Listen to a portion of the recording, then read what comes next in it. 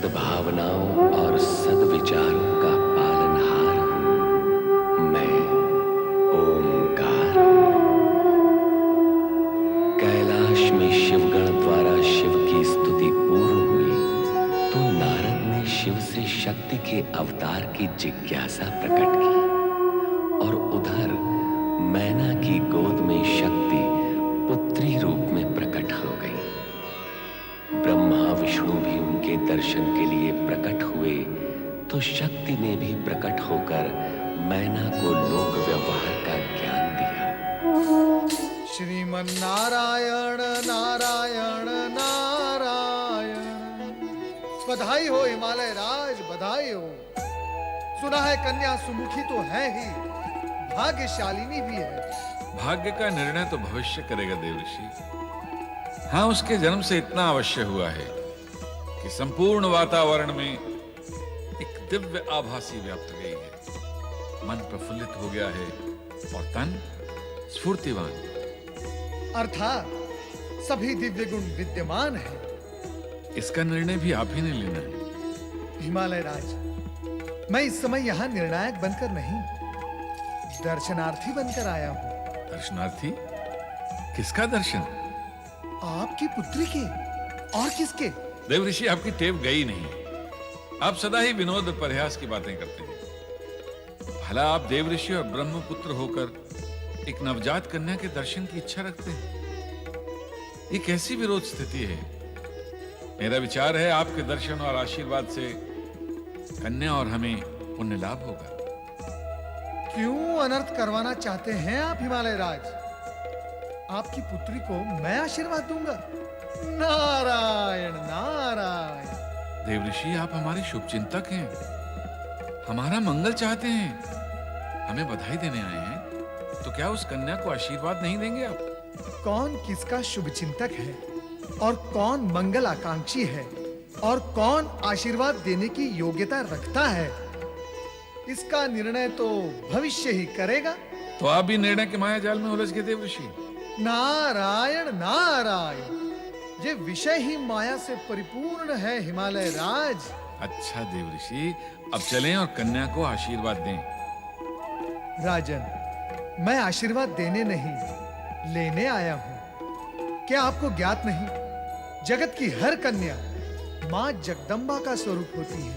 आप जो कह रहे हैं देवऋषि, मैं वही मान लेता हूं और वही मानकर आपसे निवेदन करता हूं, चलिए मां जगदंबा के दर्शन कर लीजिए। रीति नीति भी यही कहती है। चलिए मां जगदंबा के दर्शन करते हैं। आइए।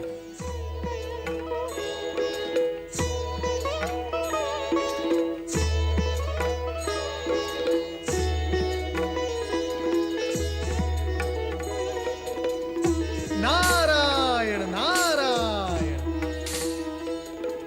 प्रणाम देवऋषि, मेरा नमन स्वीकार करें। कल्याण भव। आप क्या कन्या को आशीर्वाद देने आए हैं? नहीं महारानी नहीं, मैं तो बधाई देने आया हूँ। तो बधाई के साथ आशीर्वाद भी दे दीजिए। नारायण नारायण। कहाँ से लाऊं वो वाणी जो सत्य स्पष्ट कर सके? कैसा सत्य देवऋषि? इस जगत का वो विराट सत्य जो घटित होने जा रहा है। आहा, कितनी सुंदर कन्या है।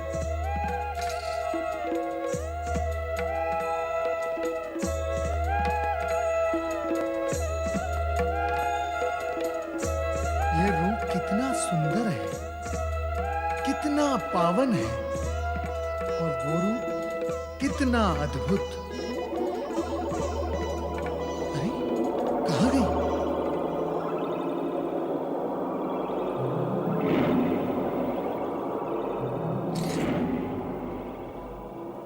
आयुष्मान भव। नारद, मैं शक्ति का रूप हूँ, ऐसे संकेत तुम्हारे मुख से बार बार निकल रहे हैं, किंतु सावधान, ये रहस्योद्घाटन योजना और उद्देश्य दोनों का मार्ग अवरुद्ध करेगा। हिमालय राज और मैना रानी को तो इस सत्य का ज्ञान होना ही नहीं चाहिए। उन्हें सामान्य माता पिता ही बने रहने दो। जैसी आपकी आज्ञा।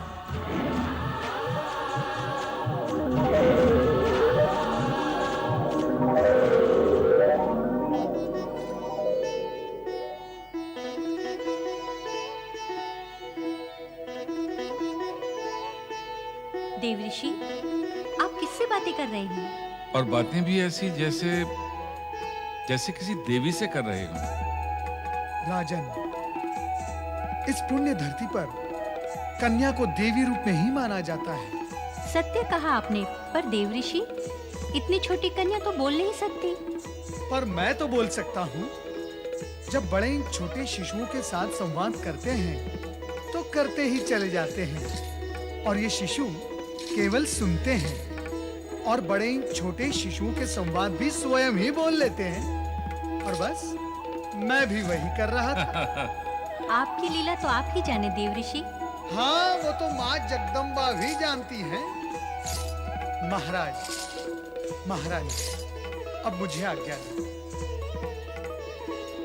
नारायण नारायण। वंदना।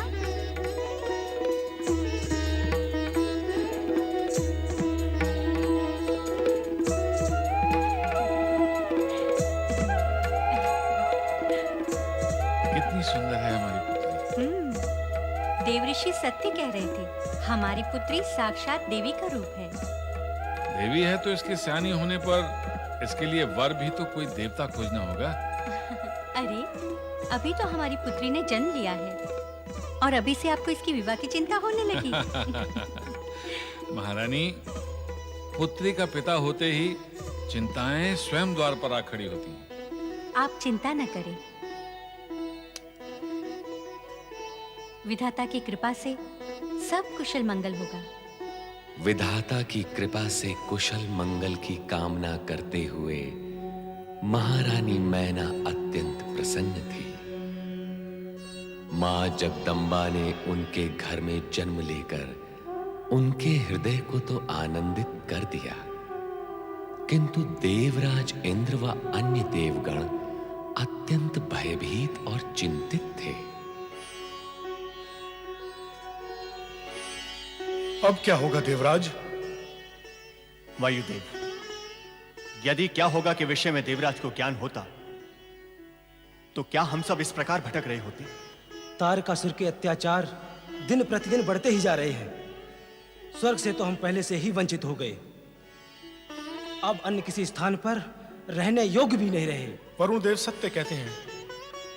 हम जहां जहां जाते हैं वहां वहां तारकासुर के राक्षस पहुंच जाते हैं। हमारी स्थिति बहुत विकट हो गई है देव। वायुदेव ने जो कहा वो तो हम भोग ही रहे हैं। इसके अतिरिक्त अन्य संकट भी उत्पन्न हो गए हैं। वो क्या वरुण देव? तारकासुर के भय से स्वर्ग की अप्सराएं अज्ञात स्थानों पर छिप गई हैं, किंतु तारकासुर समझता है हम देवताओं ने उन अप्सराओं को अदृश्य कर दिया है, जिससे वो और भी क्रोधित होकर हम देवताओं पर अत्याचार कर रहा है। ये कौन सा कारण हुआ? अप्सराएं कहीं भी रहें या हम उन्हें अदृश्य करें, इससे तारकासुर के क्रोधित होने का क्या संबंध है? है देवराज, संबंध है। तारकासुर स्वर्ग के सभी ऐश्वर्य को भोगना चाहता है। उसे अप्सराओं की कामना है और आवश्यकता है, जिसे प्राप्त न करने के कारण उसे हम पर क्रोध है। इसी क्रोध के कारण वो अपने राक्षसों को हमारे विरुद्ध उत्तेजित करता है। नारायण नारायण नारायण,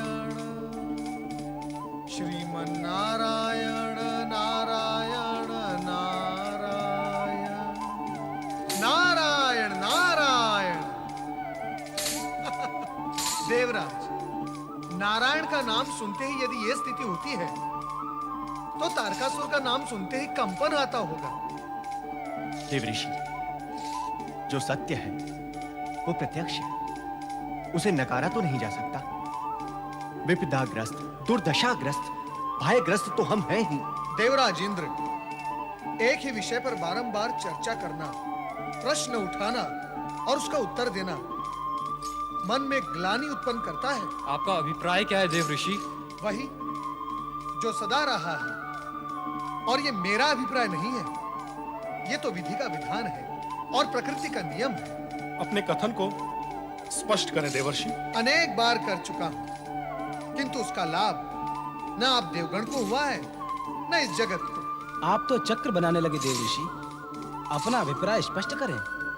आप देवगण की इस वर्तमान दुर्दशा का मूल कारण नवीन नहीं, फिर देवताओं की ओर से मानव प्राणी को सदा ये संदेश प्रसारित होता रहा है कि कर्म का फल निश्चित है, सत्कर्म का सत्परिणाम और दुष्कर्म का दुष्परिणाम। समझ गया मैं देव ऋषि। हमारी वर्तमान दुर्दशा के मूल में हमारे ही कर्मों का हाथ है।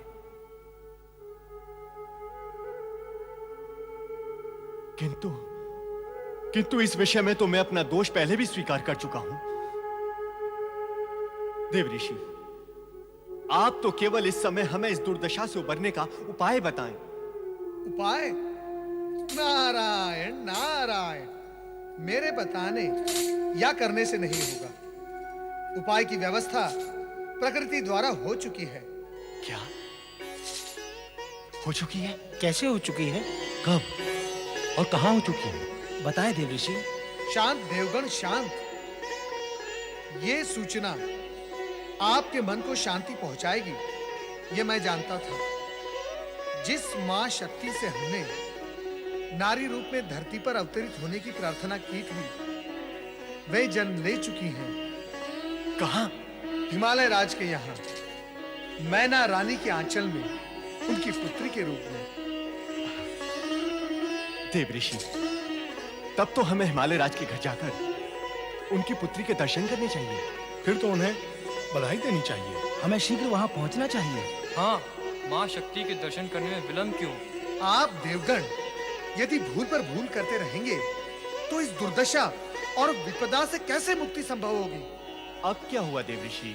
आप लोग यदि हिमालय राज के यहाँ बधाई देने के लिए जाएंगे तो क्या तारकासुर के राक्षस आपका पीछा नहीं करेंगे? मां शक्ति के अवतरण का रहस्य भी वे राक्षस जान लेंगे और आप लोगों के प्रति और भी हिंसक हो जाएंगे। तो फिर क्या करें देव ऋषि? समय की धैर्यपूर्वक प्रतीक्षा करें। स्वयं मां जगदम्बा भी ये नहीं चाहती कि हिमालय राज और मैना रानी उन्हें शक्ति के रूप में स्वीकार करें या माने और वे माता पिता के स्नेह से वंचित रह जाएं।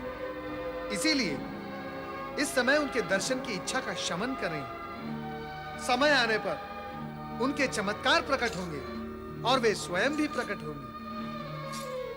हाँ, यही उचित होगा देव ऋषि। हम समय की प्रतीक्षा करेंगे देवर्षि। समय की प्रतीक्षा तो करनी ही पड़ेगी वायुदेव, और यही उचित होगा। नारायण नारायण। हिमालय राज के यहाँ शक्ति द्वारा पुत्री रूप में जन्म लेने के पश्चात भगवान शिव का हृदय एक विशेष भाव से भर उठा। ऐसा भाव जो उन जैसे वैरागी के मन में इससे पूर्व कभी नहीं आया था। देवताओं ने तारकासुर वध के लिए शिव के मन में सांसारिक और भौतिक भाव जागृत करने की योजना बनाई, किंतु त्रिकालदर्शी शिव इसके लिए तत्पर नहीं थे।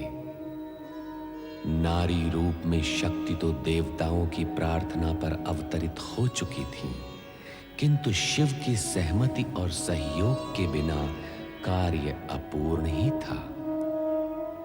जन कल्याण के लिए तारकासुर का वध आवश्यक था, और इसके लिए आवश्यक था शिव के मन में राग वृत्ति का उत्पन्न होना। शिव लोक कल्याण के लिए तो तत्पर थे, किंतु इस मार्ग में उनका वैराग्य बाधक था। ऐसी स्थिति में शिव के ललाट पर एक स्वेद बिंदु उभरा और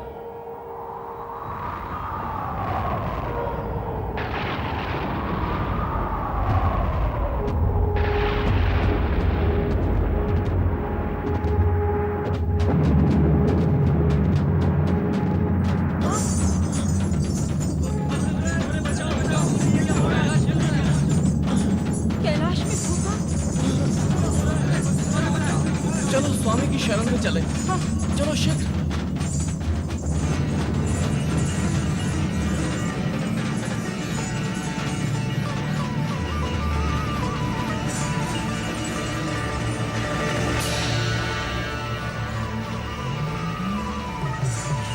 मेरा पुत्र। ये कौन बालक है? ये मंगल है, मेरा पुत्र।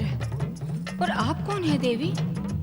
अरे, मुझे अपना परिचय देना होगा। मैं हूँ पृथ्वी, धरती, जिसने तुम्हें धारण किया हुआ है।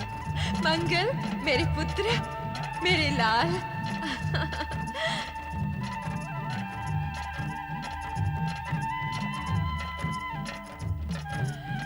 हे देवाधिदेव, सर्वशक्तिमान महादेव, युग युगों से मेरा हृदय पुत्र प्राप्ति के लिए व्याकुल था। मैं प्रतीक्षा कर रही थी इसी दिन की, जब पुत्र की माता बनकर मैं सार्थकता प्राप्त कर सकूं। आपने ये पुत्र प्रदान कर मुझ पर महान उपकार किया है। हे सहन शक्ति की प्रतिमूर्ति धरा, मेरे तेज बिंदु से उत्पन्न ये पृथ्वी पुत्र मंगल के नाम से जग में प्रसिद्ध होगा। इसका नाम ही प्राणी मात्र के लिए कल्याणकारी होगा। मेरे लिए क्या आज्ञा है भगवान? तुम इस शिशु का स्नेह पूर्वक पालन पोषण करो। वो तो मुझे करना ही है देवेश्वर। माँ हूँ तो माँ का धर्म तो निभाना ही होगा। इसके अतिरिक्त मेरे लिए क्या आज्ञा है? समय आने पर सब कुछ स्वयं ज्ञात हो जाएगा। ओम नमः शिवाय।